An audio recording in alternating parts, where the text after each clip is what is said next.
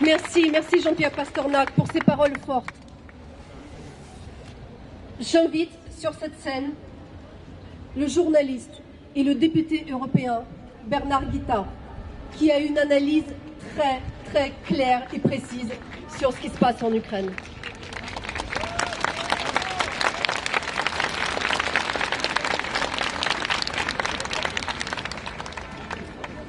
Bonjour à vous toutes et vous tous. Je voudrais commencer par citer un homme pour lequel, depuis 3 jours, mon admiration grandit d'heure en heure.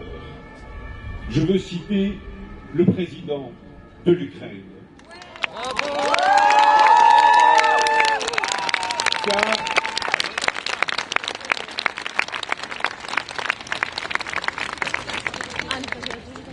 Car que disait-il ce matin? Ce matin, dans Kiev encerclé, dans Kiev massacré, dans Kiev humilié et Kiev résistant, que disait-il? Il disait « Nous allons gagner ». Et il a raison. Il faut nous convaincre. Il faut nous convaincre que M. Poutine contre l'Ukraine, oui, c'est David, c'est Goliath contre David.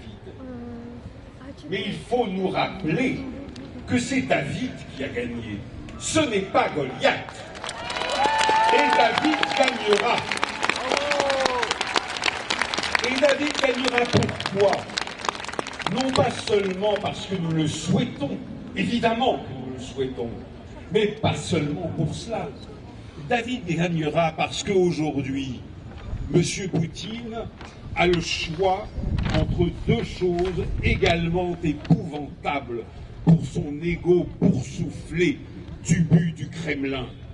La première chose, c'est véritablement écraser Kiev sous les bombes, faire ce qu'il a fait à Alep, faire ce qu'il a fait en Tchétchénie, faire ce qu'il a fait parce qu'il aime tant, raser, détruire, faire couler le sang. Mais ça, il ne le peut pas. Il ne le peut pas parce que l'opinion russe ne l'accepterait pas, parce que l'opinion mondiale ne l'accepterait pas, parce que ce serait un suicide politique. Ou bien il peut reculer. Ah, il habillerait ça, mais reculer. Et ça aussi, ce serait le début de sa perte. Alors que va-t-il choisir? Souhaitons-le qu'il recule, mais dans tous les cas, il perd. Et puis, il y a une autre raison pour laquelle le président ukrainien avait tellement raison de dire ce matin « nous allons gagner ». Cette deuxième raison, mais regardez le site de Echo Moskvi, de l'Écho de Moscou, la radio de la capitale russe. Vous y verrez une pétition signée déjà par 700 personnalités russes qui ont eu le courage dans ce pays où on est emprisonné pour rien, pour une pensée, qui ont eu le courage,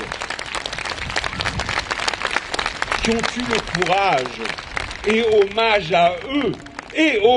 à eux, de dire non, non à cette guerre injuste et injustifiée. Et puis, quand on interroge même des électeurs de M. Poutine, des petits retraités fragiles qui ne veulent pas voir revenir le chaos et qui se disent que bon, on a un pouvoir, quel qu'il soit, mais au moins, il est stable. Eh bien, le bombardement de villes ukrainiennes, les électeurs de M. Poutine eux-mêmes ne peuvent pas l'accepter. Et puis quand on voit sur les réseaux sociaux russes, nous sommes désolés. Quand on voit sur les réseaux russes, nous sommes désolés. Alors comprenons que ce peuple russe qui endure M. Poutine depuis 22 ans et dont le niveau de vie baisse pendant que les coffres de la mafia au pouvoir se remplissent, eh bien ce peuple russe n'en veut plus de M. Poutine.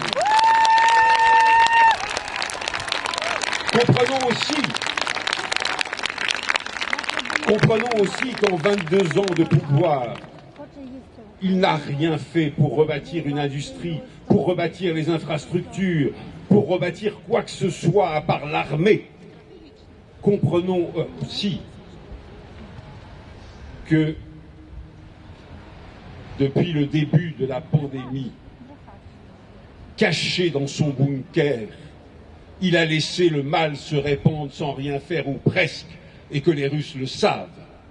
Comprenons que cet homme a entamé la fin de son règne. Alors malheureusement, qu'il n'y ait pas d'ambiguïté, hélas, une fin de règne, l'histoire nous l'apprend, peut être très longue, peut-être très très longue et épouvantablement sanglante. Ça commence en Ukraine aujourd'hui, mais c'est sa fin de règne. Et puis la troisième raison pour laquelle vous allez gagner, vous l'Ukraine ici présente, et l'Ukraine là-bas surtout, c'est que M. Poutine, qui voulait chasser l'Union européenne du cœur des Ukrainiens, a resserré comme jamais les rangs de l'Union européenne. On a fait pour la première fois véritablement une puissance politique qui s'exprime unanimement, M. Orban compris. M.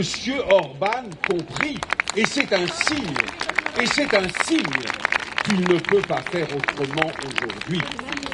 Et puis M. Poutine, qui voulait tellement buter l'Alliance Atlantique, l'OTAN, de tout pays d'Europe, bien qu'est-ce qu'il a fait?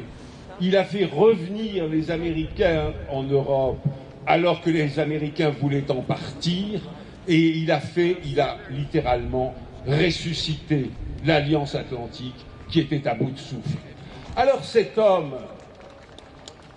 peut semer la mort, il le fait, peut semer la destruction, il le fait, peut aspirer à éradiquer jusqu'au souvenir de l'Ukraine, et il l'espère, il ne le fait pas, il l'espère.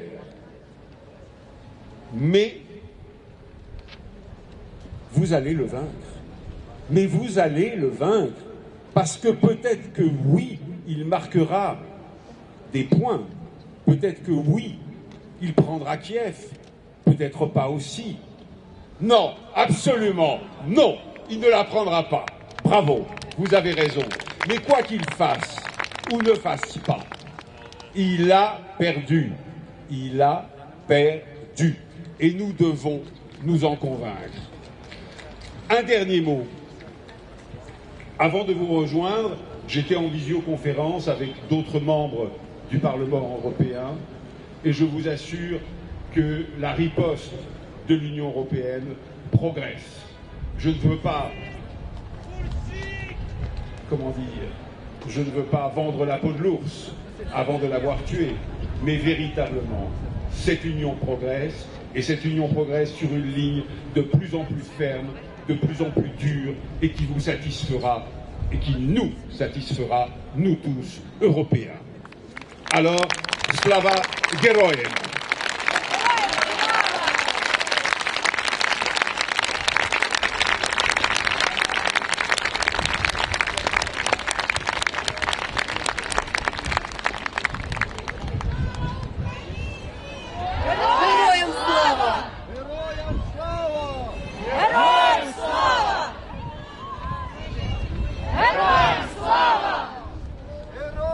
Дякую.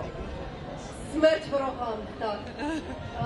Зараз я хочу передати слово Володимиру Кухтяку, члену української фракції. Donc je passe la parole désormais à Volodymyr Koumtiak, membre de l'Union des Ukrainiens de France.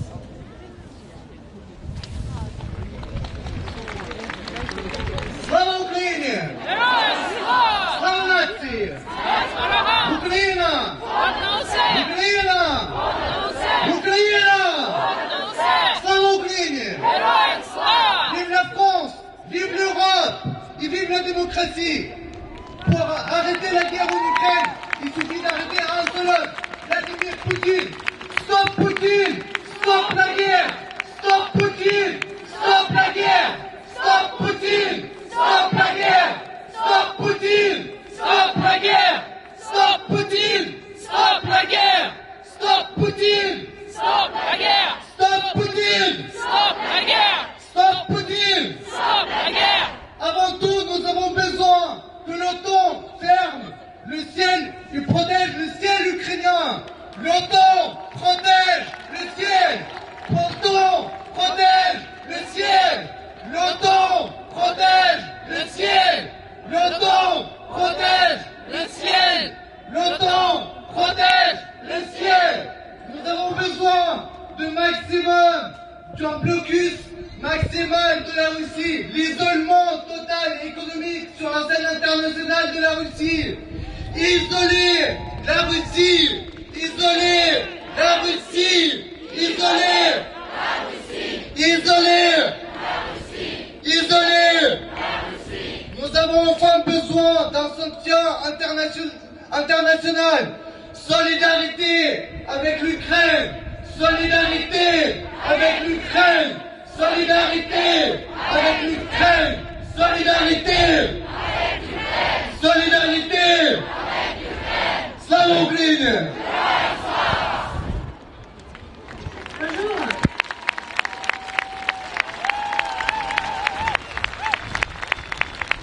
Je vais dire très rapidement. Nous avons organisé avec nos amis ukrainiens et français, au nom de tous mes amis et proches qui sont en Ukraine, la pétition pour fermer la zone aérienne en Ukraine. Vous pouvez le trouver dans change.org et ça s'appelle Establish No Flight Zone in Ukraine. Je vous invite d'y aller, de le signer, de le partager avec tout le monde, s'il vous plaît. Et là, l'OTAN n'a pas entendu notre président. C'est pourquoi maintenant c'est à nous d'agir. Nous parlons, nous crions pour que le monde entier nous entende. Et là, cette demande, vraiment, il vient du peuple d'Ukraine. Il faut établir la zone d'exclusion aérienne en Ukraine au plus vite. C'est le moment d'agir. Merci beaucoup.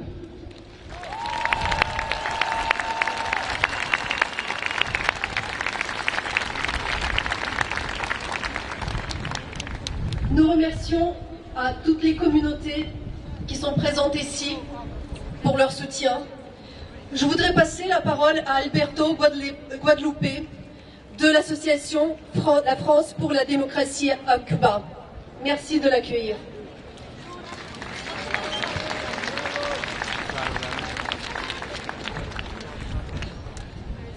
Chers amis ukrainiens, je suis ici avec Iliana Delawalia, représentante de l'opposition interne à Cuba, rassemblée dans le Conseil pour la transition démocratique. Et une fois de plus, je viens ici témoigner la solidarité du peuple cubain avec le peuple ukrainien. Depuis plusieurs semaines, nous avons uni nos voix à la vôtre pour dire non à la guerre! Non à la guerre! Non à la guerre! Le Kremlin a dû devenir sourd à force d'exploser des bombes puisqu'il ne nous entend pas. Hélas, la guerre a éclaté. L'héroïsme avec lequel votre peuple défend seul votre pays, et je pense aux héros de l'île aux serpents, et la démocratie est digne d'admiration. Je sais que malgré l'alliance ignominieuse de la dictature cubaine avec le terroriste Poutine, l'ambassadeur ukrainien à la Havane a reçu des nombreux messages de soutien de la part de l'opposition interne à la dictature, mais aussi de beaucoup de Cubains indignés par la position du gouvernement. Certains disent même être prêts à prendre les armes aux côtés de ceux qui se battent en Ukraine. Les liens entre nos deux peuples sont anciens. Des étudiants des deux pays étaient régulièrement échangés jusqu'en 2014 et l'occupation de la Crimée. Mais surtout, nous avons été à vos côtés au moment de la catastrophe de Tchernobyl. À ce moment-là, nous avons accueilli plus de 25 000 enfants malades du fait de la catastrophe. Et le programme de soins a duré 25 ans. Beaucoup d'échanges se sont faits à ce moment-là. Malgré le fait qu'ils grandissaient dans le cœur des Cubains, ils restaient les enfants de Tchernobyl. Le gouvernement cubain les a aujourd'hui abandonnés aux bombes russes. Mais le peuple cubain, lui, ne les oublie pas. Il se tient à vos côtés, car nous avons le même ennemi, Vladimir Poutine et ses alliés, despotes tels que Miguel Díaz-Canel, capables de vendre la politique et le territoire cubain à cet assassin. Nous, démocrates, sommes contre les despotismes nationaux, mais aussi contre les impérialismes globaux.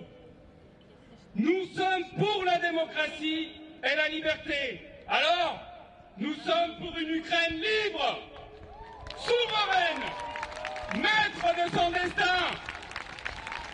Nous demandons à la France, à l'Union européenne, à l'ONU, de prendre des mesures concrètes qui changeront le rapport de force avec Vladimir Poutine, qui ne parle que le langage de la force.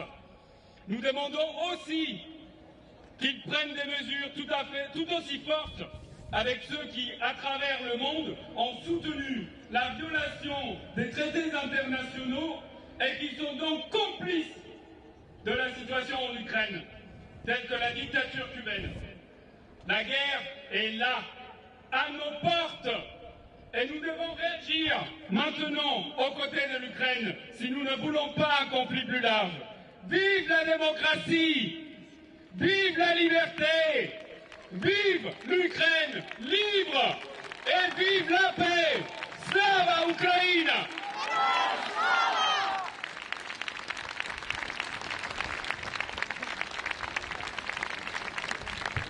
Merci les amis cubains. Votre soutien, il nous touche énormément et il nous va droit au cœur. Je voudrais aussi, au nom de toute la communauté ukrainienne en France et au nom de tous les Ukrainiens, remercier la communauté polonaise, les Polonais qui reçoivent en ce moment des milliers de réfugiés ukrainiens. Merci à tous les autres pays qui accueillent les Ukrainiens en détresse. Nous vous serons éternellement reconnaissants. Je donne la parole à la personne qui est avec nous depuis 2013. C'est un Polonais, il s'appelle Michal. Bonjour à tous. Je viens ici voir à vous aujourd'hui en qualité effectivement de mon vie à Paris, étant un membre des communautés polonaises à Paris. Ce que je voudrais vous dire, c'est que c'est un jour spécial, aussi parce que c'est mon anniversaire. Mais je me permets également de rappeler une chose qui est beaucoup plus importante que ça. C'est qu'un penseur polonais, Giedroyć, il aujourd'hui dit qu'il n'y aura pas la Pologne indépendante sans l'Ukraine indépendante. C'est pourquoi la Pologne fera tout ce qui est dans son force pour que l'Ukraine reste indépendante. On va continuer d'envoyer les armes, d'aider matériellement, de recevoir les réfugiés. Je voudrais encore ajouter une autre chose qui est très importante, c'est qu'à cette occasion tragique de cette nouvelle chapitre d'histoire tragique de la Pologne, de l'Ukraine vis-à-vis de la Russie, cette situation a causé une nouvelle situation. Nous les Polonais, on est souvent déchirés entre nous. Mais sur ce point, on était toujours unis, qu'on a besoin que l'Ukraine soit indépendante et que ceci est très important pour notre survie aussi. On va gagner. Donnez les armes à l'Ukraine. Donnez les armes à l'Ukraine. Donnez les armes à l'Ukraine. Donnez les armes à l'Ukraine. Donnez les armes à l'Ukraine. Donnez les armes à l'Ukraine. Że Ukraina nie zginęła.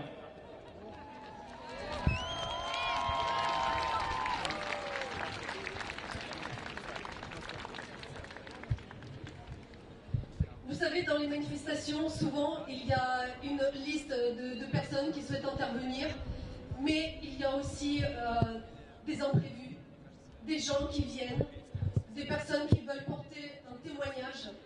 Et la personne que je vous demande d'accueillir, elle a un témoignage à porter qui est assez poignant. Merci à vous. Je m'adresse à vous aujourd'hui parce que je ne sais pas à qui m'adresser plus rapidement que ce micro ici. J'ai ma maman qui vient de m'appeler il y a 30 minutes environ. Elle est à la frontière de Jagodin, enfin la frontière polonaise. Elles sont dans un bus avec ma grand-mère, mais il y a des milliers, peut-être des dizaines de milliers de personnes, des dizaines de kilomètres de bouchons, je ne sais pas combien de personnes il y a à vrai dire. Mais il y a donc 30 minutes, elle m'a envoyé un message pour me prévenir, de prévenir le plus de gens que je peux qu'il y a eu une fusillade. Elle ne sait pas si c'était un drone, elle ne sait pas si c'était des soldats, mais en tout cas, même à la frontière de la Pologne, là où il y a encore quelques heures, je me réjouissais qu'elles soient en sécurité, car elles sont près de la Pologne. Elles sont à quelques kilomètres, mais même là-bas, ils ne sont pas en sécurité. Ils ont dû tous se coucher à terre. Apparemment, il n'y a pas de mort dans le bus. Je ne sais pas s'il y en a ailleurs.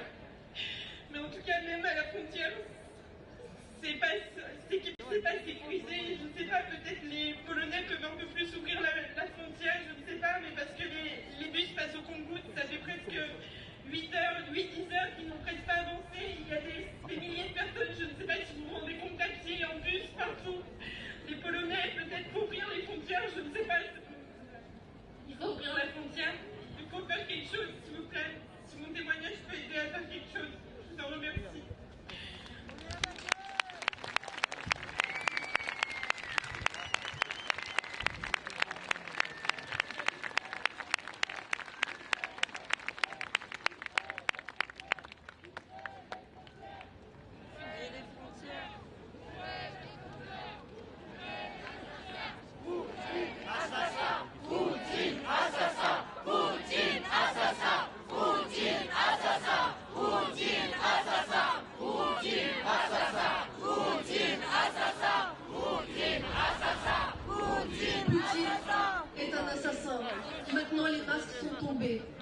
Et tout le monde voit son vrai visage. Je vous prie d'accueillir Anne Jenoté, une députée qui représente les Français en Ukraine, les Ukrainiens en France. Merci beaucoup. Merci à tous. Je représente les Français d'Ukraine et je voudrais les saluer, permettez-moi de les saluer. Vous saluez aussi tous ici présents, vous remercier pour votre soutien à l'Ukraine, aux Ukrainiens qui aujourd'hui sont des héros. Ils ont un président qui est un héros, qui démontre un courage extraordinaire. Aujourd'hui, les Ukrainiens qui vont en Ukraine, M. Zelensky, c'est eux qui font exister l'Europe, c'est eux qui la font vibrer, c'est eux qui se battent pour que l'Europe existe. Il ne faut pas l'oublier. Je voudrais aussi vous assurer du soutien entier de la France à ce qui se passe en ce moment. Rappelez les mots du président de la République hier, qui a dit que nous ne céderons rien. Nous ne céderons rien. Les sanctions seront profondes, violentes, extrêmement fortes. Monsieur Poutine sait la faiblesse de son économie. Seulement nous la savons aussi. Et nous savons que les sanctions seront très fortes. Elles atteindront lui directement. Elles seront très fortes, soyez-en assurés. Ce soutien à l'Ukraine, nous voulons vous en assurer. Nous soutiendrons l'Ukraine jusqu'au bout, elle doit être respectée. Il est inacceptable qu'aujourd'hui les Ukrainiens aient besoin de sortir de leur pays. Ça n'est pas ça qui devrait arriver aujourd'hui. Les Ukrainiens devraient pouvoir vivre chez eux, libres, dans un pays libre et souverain, avec le président qu'ils ont choisi. Nous savons trop le prix du sang, le prix de la liberté. Nous devons soutenir les Ukrainiens dans leur combat. Et puis le dernier point, c'est l'unité de tous, l'unité des alliés, l'unité des partenaires. Oui, restons soudés, car s'il y a bien une chose sur laquelle M. Poutine a échoué, c'est que ce qu'il ne voulait pas, eh bien c'est qu'aujourd'hui l'Europe est unie, l'OTAN est unie, les États-Unis et les Européens sont unis pour soutenir l'Ukraine, et nous devons rester comme ça. Soutenons l'Ukraine, libre, vive la République et vive la France.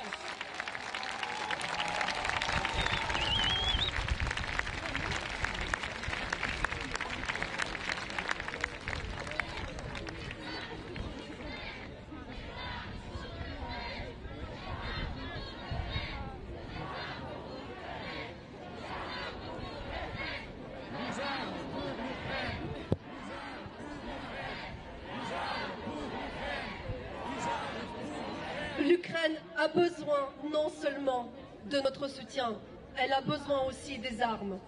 Elle a besoin d'armes pour combattre un ennemi qui est très puissant. Maintenant, je vous prie d'accueillir l'ambassadeur de l'Ukraine en France, Son Excellence Vadim Omalchuk.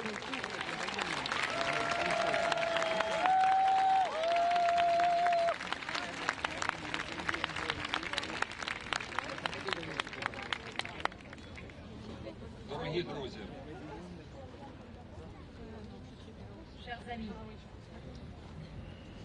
я маю честь звернутися до вас від імені героїчного українського народу.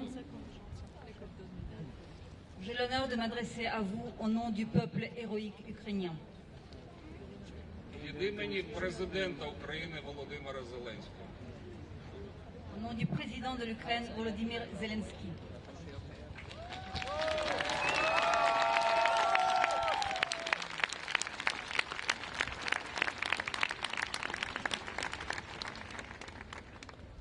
Я тут, щоб повідомити вам добру новину.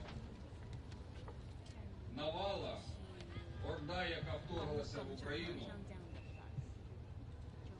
на всіх напрямках зупинена.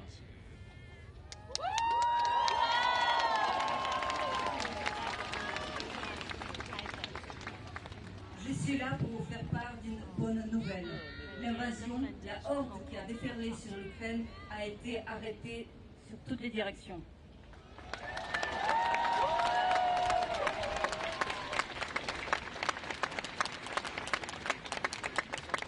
Тривають важкі бої, але українська героїчна армія дає відсіч.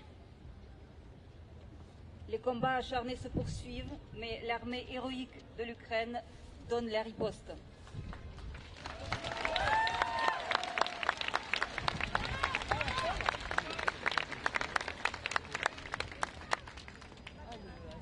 Ми розуміємо, що ми протистоїмо найвеличезній, найпотужнішій армії в світі.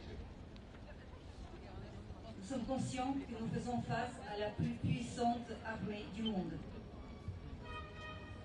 Але ми також потужні.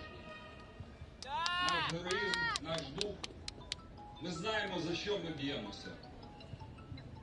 Et nous aussi, nous sommes puissants. Notre héroïsme, notre esprit. Nous savons pourquoi nous combattons.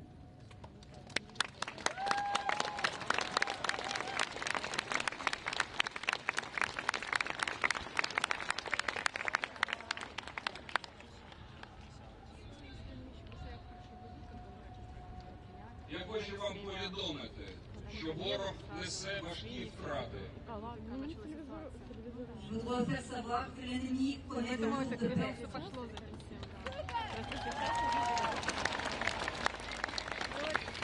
Я хочу вам повідомити інформацію на 3-ю годину сьогоднішнього дня. Je voudrais vous faire part des informations dont nous disposons pour 15 heures d'aujourd'hui. Яку я отримую від наших військових. Les informations que je reçois de la part de nos militaires. Les pertes russes en personnel et en matériel. Les forces armées ukrainiennes ont détruit chaque jusqu'à 112 unités. Véhicules de combat blindés de différents types. 535 unités.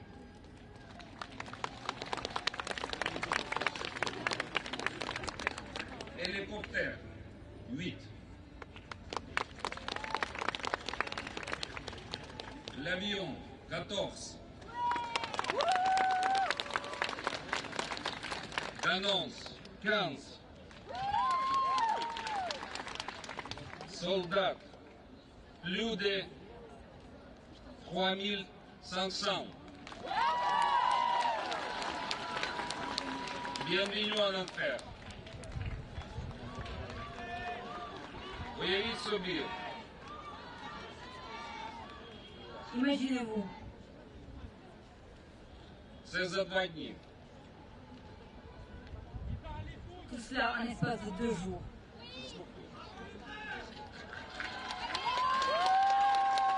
Нагадую, що радянська армія за 10 років в Афганістані втратила 15 тисяч, а тут за 2 дні 3,5. Тепер вдалося перекладати. Pour rappel, l'armée soviétique en Afghanistan en 10 ans a perdu 15 000 hommes. Ici, 3 500 hommes en 2 jours.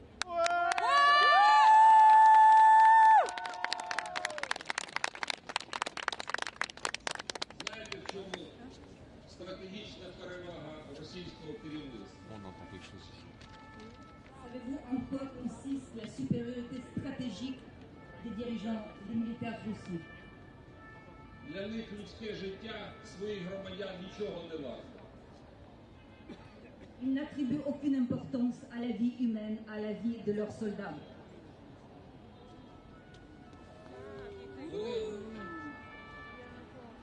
Вони готові покласти за свої спотворені ідеї мільйони життів. Ils sont prêts à mettre sur l'autel de leurs fantasmes, de leurs idées, des millions de vies. Це для нас з вами, європейців, кожне життя, кожної людини святе. C'est pour nous et pour vous, pour nous les Européens, chaque vie est sacrée et importante.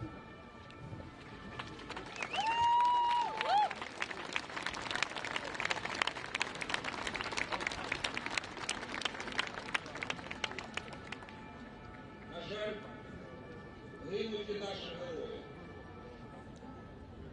Heureusement, nos héros aussi tombent. Ви знаєте про подвиг прикордонників українських, які загинули абсолютно в нерівному бою з загарбниками.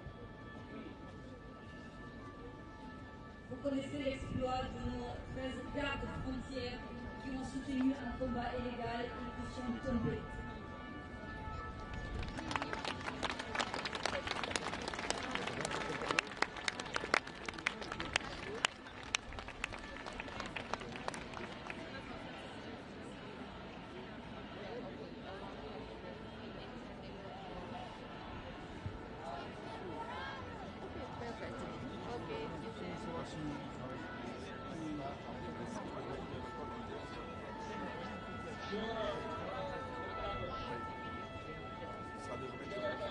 Загинув геройський український воїн,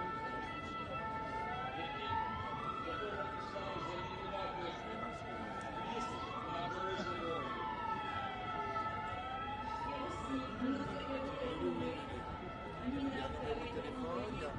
Il y a un site aussi, un numéro de téléphone du secrétariat.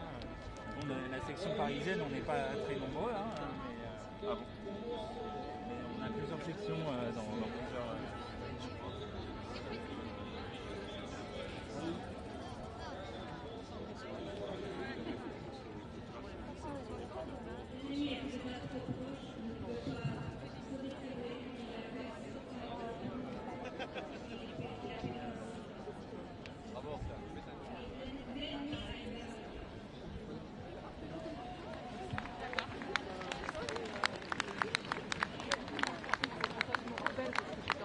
Ah, ok, d'accord.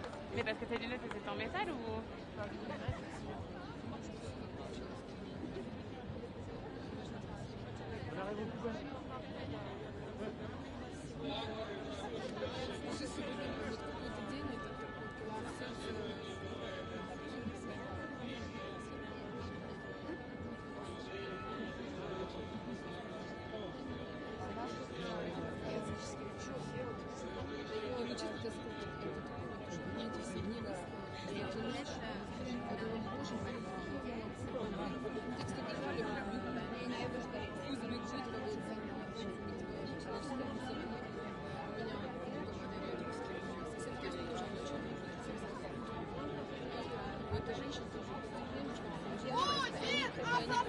Путин АССР! Путин АССР! Путин АССР! Путин АССР! Путин АССР! Путин АССР! Путин АССР! Путин АССР!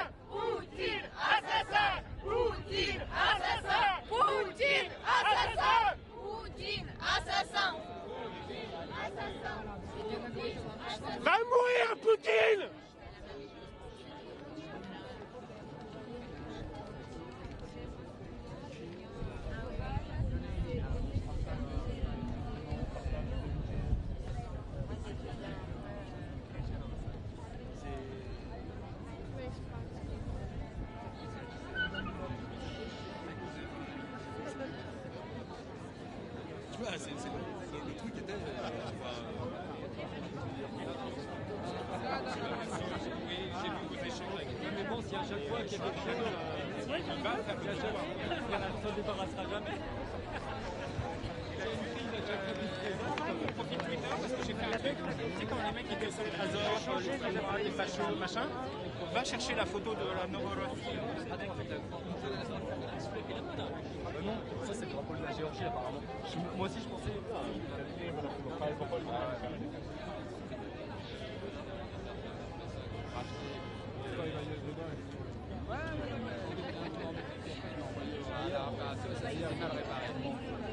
Alors après, la nouvelle esthétique.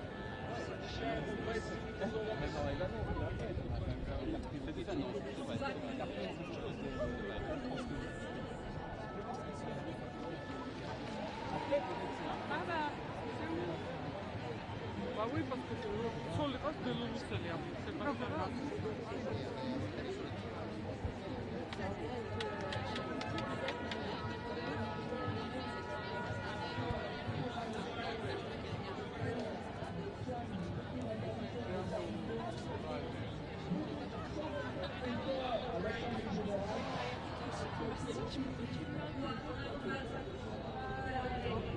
Gloire à l'Ukraine.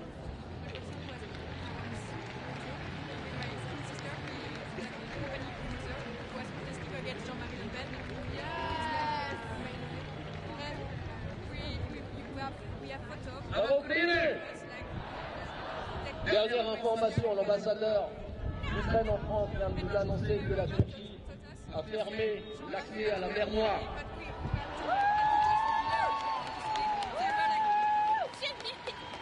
Je peux rajouter, nous attendions tous l'accord des derniers pour infliger la suppression du SWIFT. Hier l'Italie, aujourd'hui la Hongrie et l'Allemagne. Les accords pour l'interdiction du SWIFT à la Russie sont officiellement ouverts.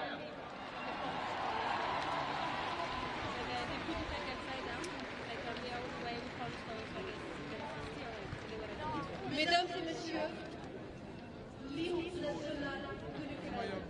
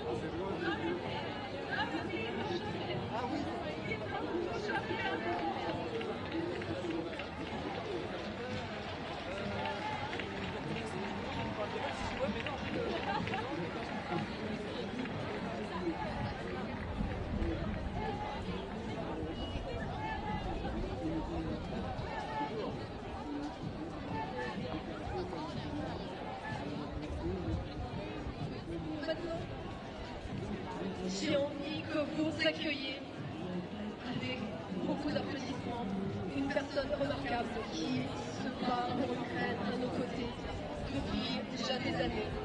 C'est une journaliste, une essayiste, une écrivaine,